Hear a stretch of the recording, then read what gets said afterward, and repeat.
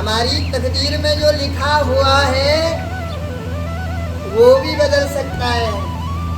भगवान एक सत्य है और नाम जाप करने से जीवन का लेखा जोखा भी मिट जाता है। सुनो, एक समय की बात है, एक नगर में एक पंडित और पंडितानी रहा करती थी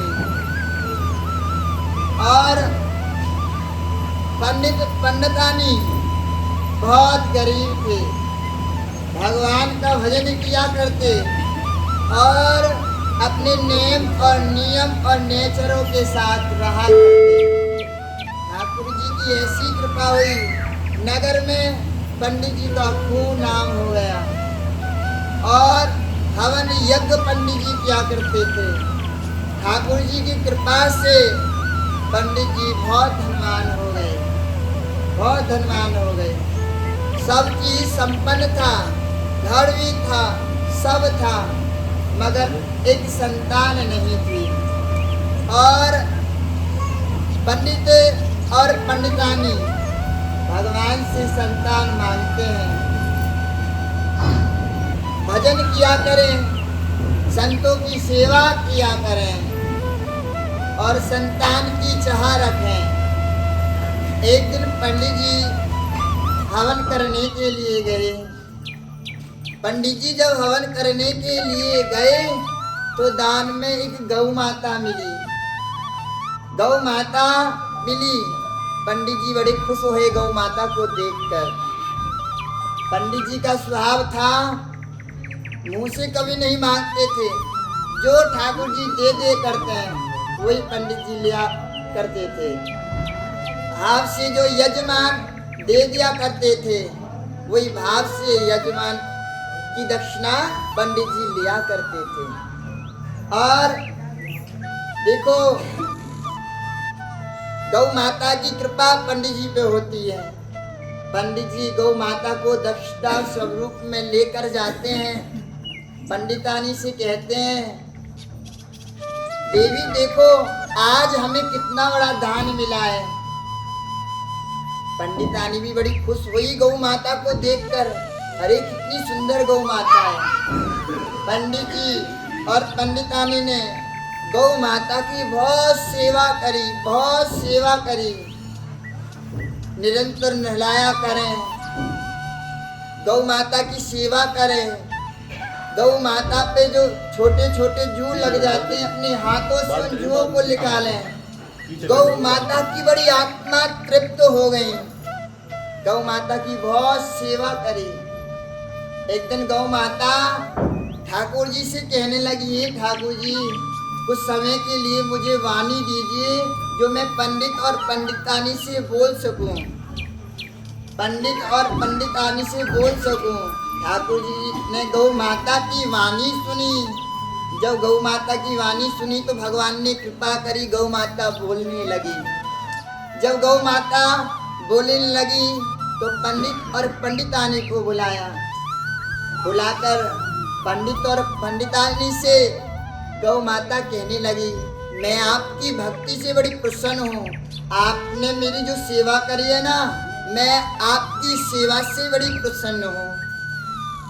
तो जो कुछ वरदान तुम मांगना चाहते हो सेवा के भाव से, मैं वो वरदान आपको दूंगी, ये वादा है। गौ माता ने वादा पंडित और पंडितानी से किया।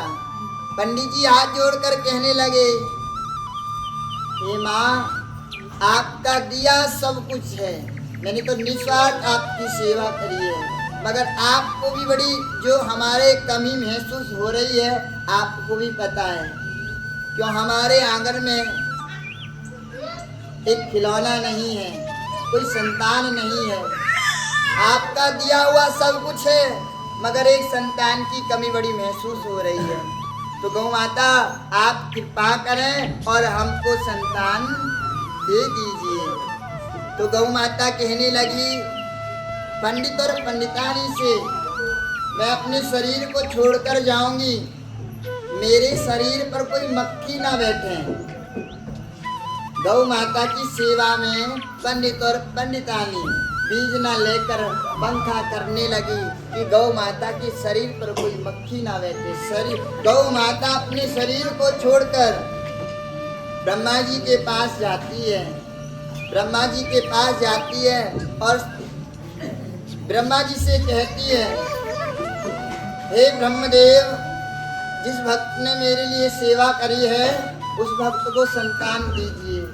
ब्रह्मा जी अपने सब लेखा जोखों को देखते हैं, अपनी फाइल को खोलकर देखते हैं। ब्रह्मा जी कहते हैं, इनके तो 7 जन्म तक संतान नहीं है, तो इनको संतान कैसे दे दूं? इनकी तो 7 जन्म तक संतान नहीं है। ब्रह्मा जी ने कहा, आप शंकर जी के पास जाएं।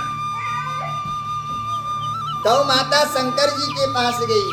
शंकर जी से कहने लगी, हे शंकर देवता, आप सब जग के रचयिता हो, आप हम पर कृपा करें।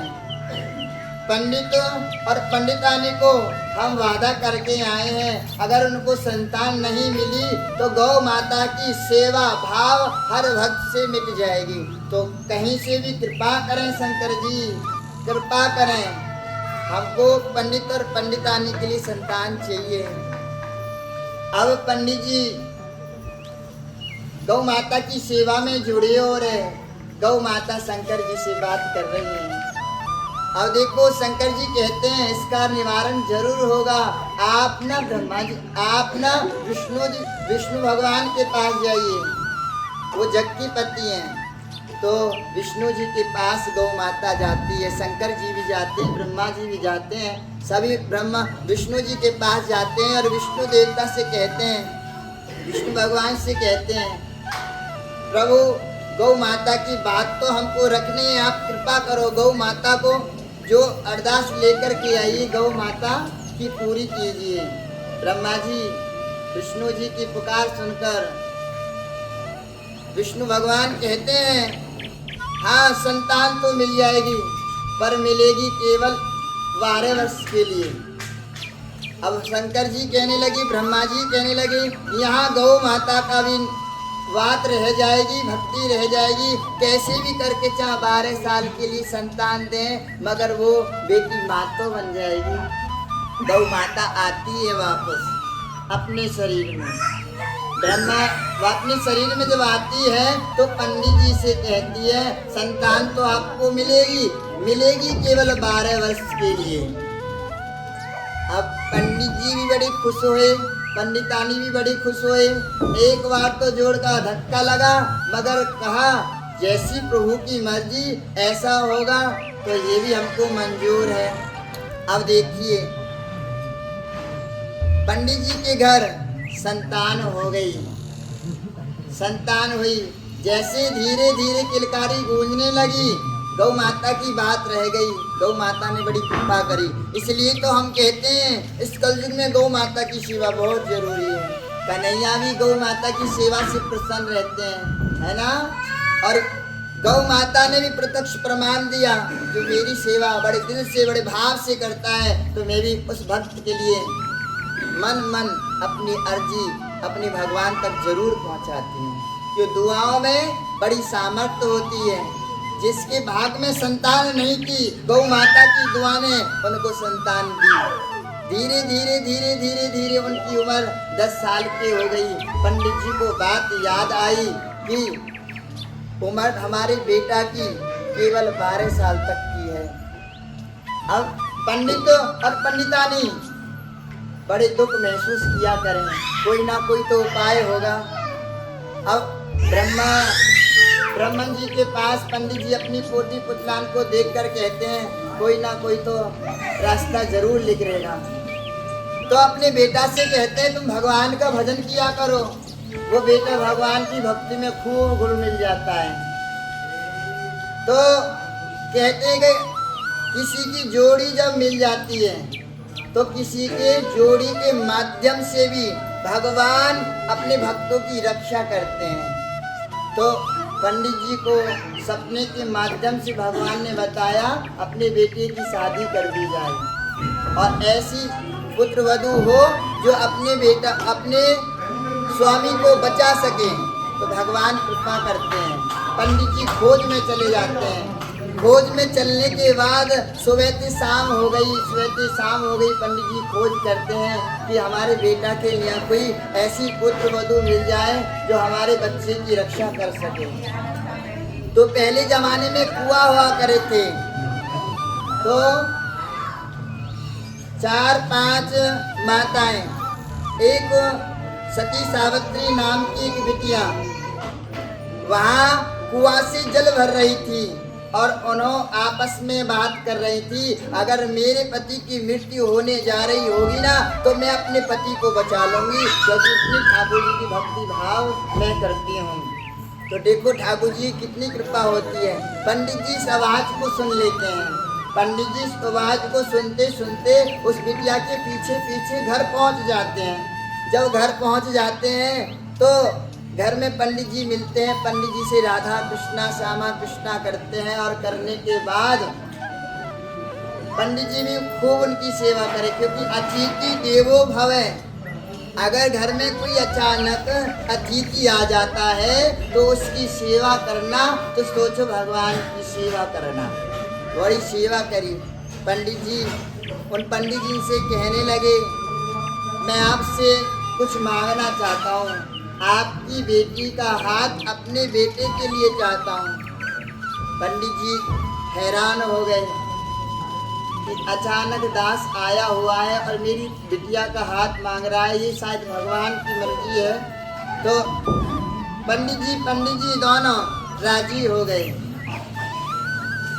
दोनों का विवाह हो गया। विवाह होने के बाद बिटिया घर आ गई।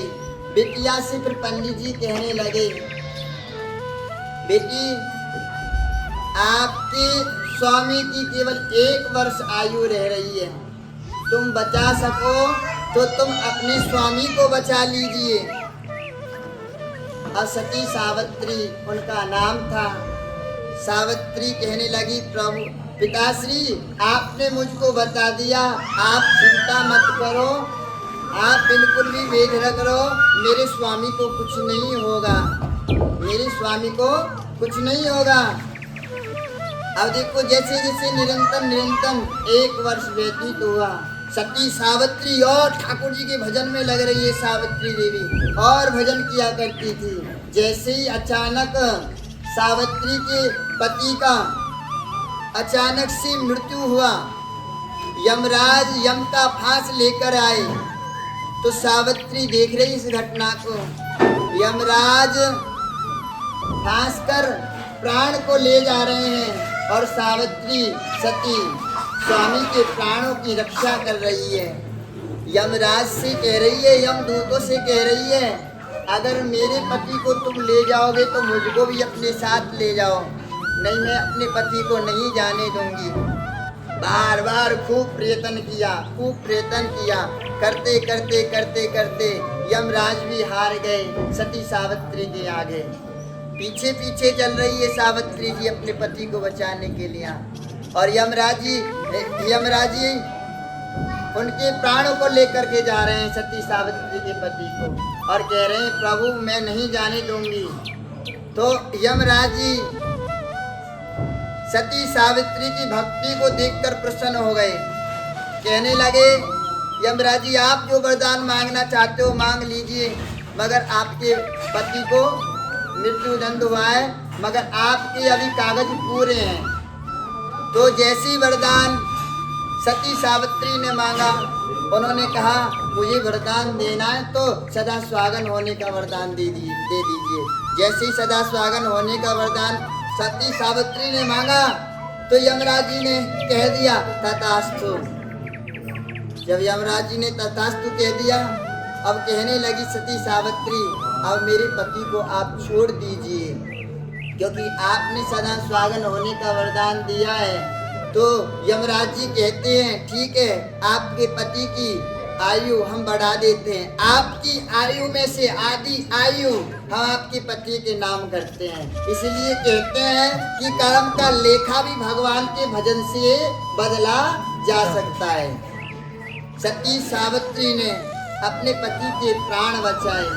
इसलिए हम अपने भक्तों से कहते हैं कि कर्म कर्म कर्म विधि के अनुसार मत रहो, कुछ अपने अनुसार भी ठाकुर जी का नाम जाप अपना कर्म करते रहो तो ठाकुर जी कृपा करते रहेंगे, ठाकुर जी कृपा करते रहेंगे। सती सावित्री देखो, ऐसी सावित्री हमको बनना है, ऐसा सती हमको बनना है, भगवान का भजन करना है, नाम जाप में ही तो सारी सामर्थ्य है। सती जी ने नाम जाप किया, उन्हें सामर्थ्य मिली, अपने पति को भी वापस ले आई। और एक समय की बात है, एक तांत्रिक था,